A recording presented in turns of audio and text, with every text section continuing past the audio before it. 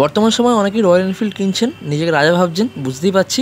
এবং অনেকেই ভাবছেন যে এই গাড়ির চেয়ে ভালো কোনো গাড়ি হতেই পারে না, তারা ভুল ভাবছেন। আমি বেশ কিছু রয়্যাল এনফিল্ড ব্যবহারকারী যাদের এই গাড়ি আছে তাদের সাথে কথা বলেছি।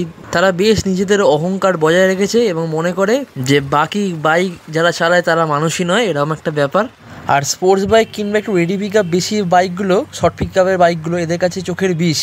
তো প্রথমে বুঝতে হবে যে গাড়ির বিষয়বস্তুটা কী এবং গাড়ির আধুনিকরণটা কী। বাইকের সিসিটাই তো সব কিছু নয়, মানে একটা বড় সিসির বাইক কিনে নিলাম ব্যাস আমি রাজা হয়ে গেলাম, এরকম ব্যাপারটা নয়। আরও কিছু ফাংশন বা দেখার বিষয়বস্তু আছে যেগুলো আমরা ভারতীয়রা জানি না। শুধু আরাম আর একটু ফিল দিয়ে চললাম সেটাই তো সমস্ত কিছু নয়। যুগ বদলাচ্ছে, যতই ক্লাসিক গাড়ি হোক একটু তো কিছু বদলাবে ইঞ্জিনের ব্যাপারে। একটা 350 সিসির গাড়ি আমি কিনছি, তাতে শুধুমাত্র একটা এয়ার কুলিং ইঞ্জিন দেওয়া হচ্ছে, কারণ ইঞ্জিনটাই আমরা মেন মনে করি। এবং একটা 110 সিসি বা 100 সিসির গাড়িতে তাতেও এয়ার কুলিং ইঞ্জিন।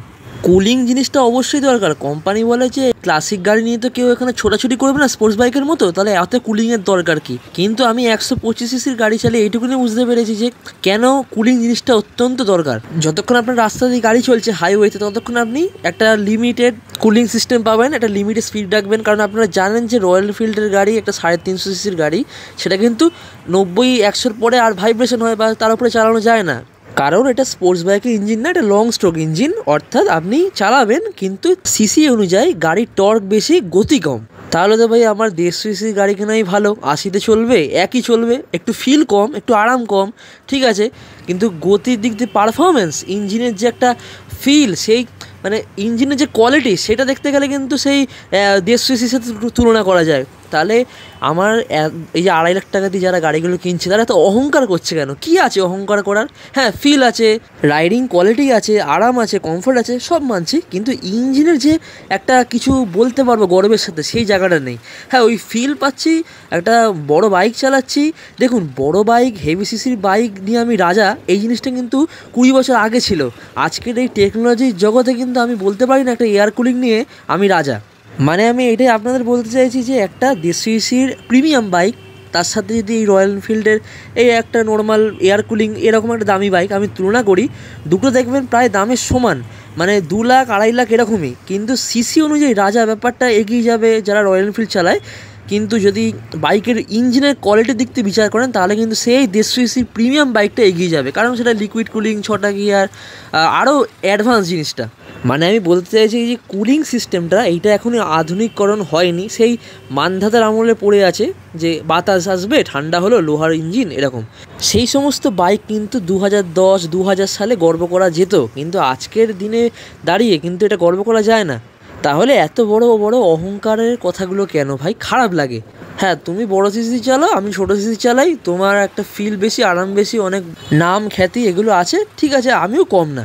এই যে ছোটোভাবে অন্যদের দেখা, এই জিনিসগুলো কিন্তু খারাপ। বর্তমানে রয়্যাল এনফিল্ডের একমাত্র হিমালয়ানের যে 450 ভার্সন লিকুইড কুলিং, সেটাই বাজারে আধুনিকভাবে এসছে। তাছাড়া বাকি বাইকগুলো কিন্তু সেই আগেকার যে টেকনোলজি সেখানেই রয়েছে। কুলিং সিস্টেম নিয়ে, গিয়ার নিয়ে আমি কথা বলছি বিশেষত, আমি কিন্তু সিসি নিয়ে কথা বলছি না। সিসি নিয়েও কিন্তু রয়্যাল এনফিল্ড এগিয়ে আছে, কুলিং সিস্টেমটা পিছিয়ে রয়েছে এখনও। তো যাই হোক, এখন এই সিদ্ধান্তে আসা গেল যে সব বাইকেরই সবারই কিছু না কিছু খারাপ ভালো ছোট বড় থাকে, সেটা নিয়ে কিন্তু কারোকে ছোটো করতে নেই, অহংকার করতে নেই, এরকম একটা ব্যাপারে আমরা আসতে পারলাম। এর পরের প্রশ্ন হচ্ছে, মানুষ কি বোকা? তাহলে এত কিনছে কেন? যদি বাইকের এই যে আমি যে তুলে ধরলাম ব্যাপারটা, এত লোক কিনছে কেন? দেখুন, সব মানুষ কিন্তু বাইকের এই কুলিং ব্যাপারটা নিয়ে অত মাথা ঘামায় না। জানে গাড়ি আমার চললেই হলো, গাড়ি আমার একটা ফিল, মানুষের খ্যাতি ফ্যাতি দিলেই হলো। কারণ ভারতের সবাই কিন্তু নাম চায়, খ্যাতি চায়, একটা মানে নিজেকে রাজা মনে করতে চায়। কিন্তু বিদেশের কান্ট্রিগুলোতে দেখবেন সবাই বাইকের ব্যাপারটাকে বুঝতে চায়, বাইক কী, বাইকের ইঞ্জিনের পারফরমেন্সটাকে দেখতে চায়, জানতে চায়।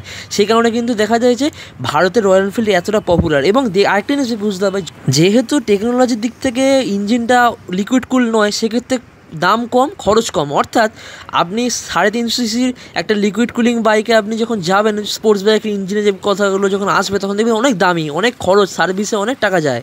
কাওয়াসাকি নিনজা বাইকের সার্ভিস হচ্ছে 8 থেকে 10,000 টাকা।